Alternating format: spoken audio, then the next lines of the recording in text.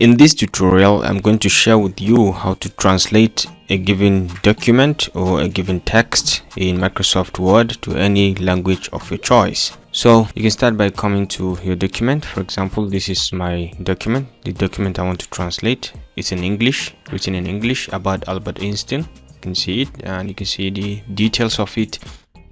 So to start to translate this document to any language of your choice, all you need to do is to come to the review button over here and you can see language over here. So the first language you will see is the language I'm using to translate or to write or to type within this Microsoft Office, Microsoft Word. If you want, you can change it. You can set profile language. You can set language preferences from here just by clicking, and you can see a bunch of options that you can add. You can bring in a new language. This is Office display language, and you can bring in just by clicking on here to add a given language, and you can move the preferences up or down depending. Okay, for authoring languages and proofing, you can see the languages are available, and you can also add a language and you can move or set as preferred language. Right now it's English Nigeria. Right, so we can do and check other features over here like in Word settings, but right now this is language. So but for this video and at this time, our major concern is on the translate over here. Okay, so you can check on this little drop down and you can see two different setup, or there are three different setup. Let's try to check. You can translate a given selection, you can translate a whole document, or you can translate, check out and set the translator preferences. So let's check this translator preferences and we can see some few things that we can change. Okay, so the first thing is you offer to translate content that isn't in a language I read. Okay, you can say yes. Okay, so the language, the default language that is translating is English. You can add another language over here if you want, but for now we'll leave it at English and you can go back to the same translate. Okay, so you have the option to do two sort of translation: translate selection and translate a document.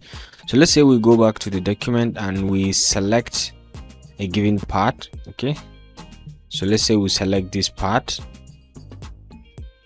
up to mechanics and we want to translate this, and we just come over to the translate selection, and to see the translation over here. All right, so the default language used to be English, but because I just now translated the content to Filipino, that's why it just taken Filipino. So you can check and translate to different languages if you want. Okay, you can just check around and you're free to try it. So even Arabic, you can translate to Arabic. And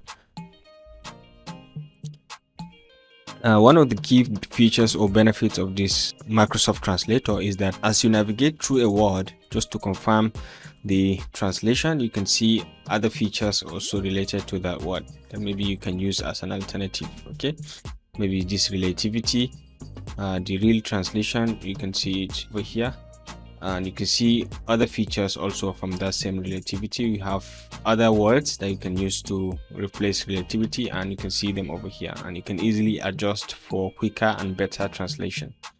Right, so another thing is you can look at the translation and you come back to main text. Whichever word or sentence you select is going to take that. You don't need to, you select this one and it's going to translate again. You don't need to copy and paste again in the description box or in the text box for you to translate. Whatever word you select is going to translate it directly. Theoretical physics, and it's going to translate directly. So once you're satisfied with the translation, you just click on insert and it's going to replace this very part of the text with this translated document. Okay, so once you click on insert, it's going to replace that with the word or with the sentence that has been translated. One of the key features that you should pay attention to while you are looking at the Microsoft Word Translator is that you can do this translation in both ways, in that you can swap and go from Arabic to English or from Filipino to English. Once you click on this swap icons, it's going to translate services for theoretical physics, and it's going to translate back from Arabic to this one as well. You can equally insert.